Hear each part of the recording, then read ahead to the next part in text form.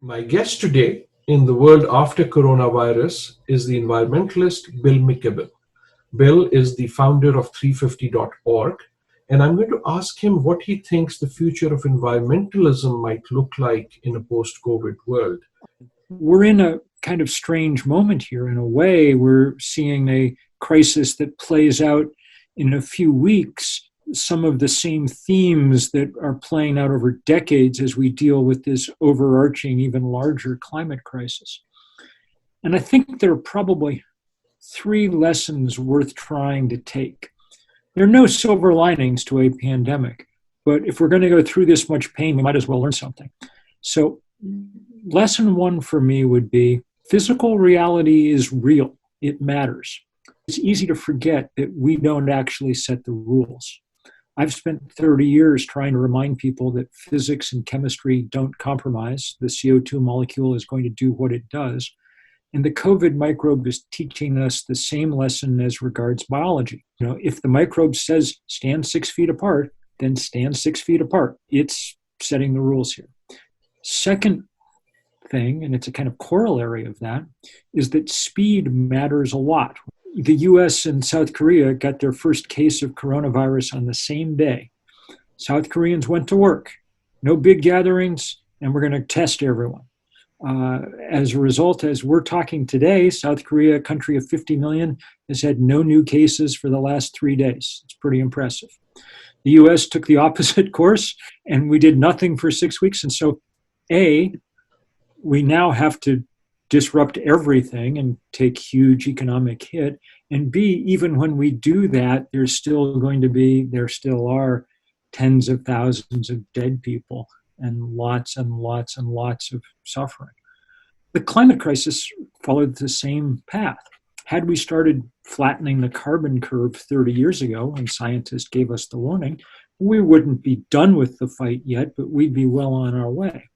And we did just the opposite instead. But at this point, even if we move fast, it's going to have to be very disruptive.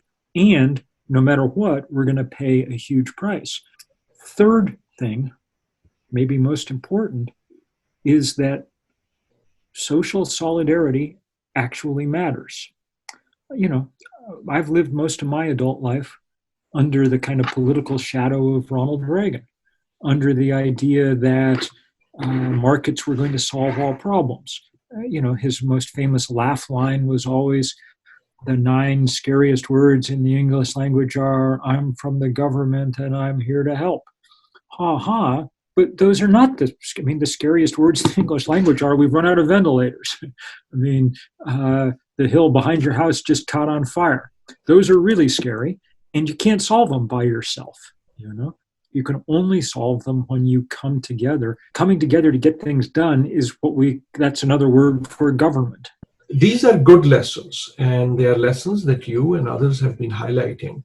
Why do you think the world might learn them this time when we have not learned them in previous crises? What we've been going through with this pandemic is the biggest shock to our system of my lifetime.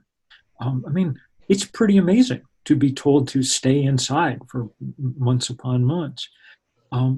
And so one hopes that will cause us to pause in some of our assumptions about the world. People may be more attuned to the idea that crisis and disaster are real possibilities, not to be waved away.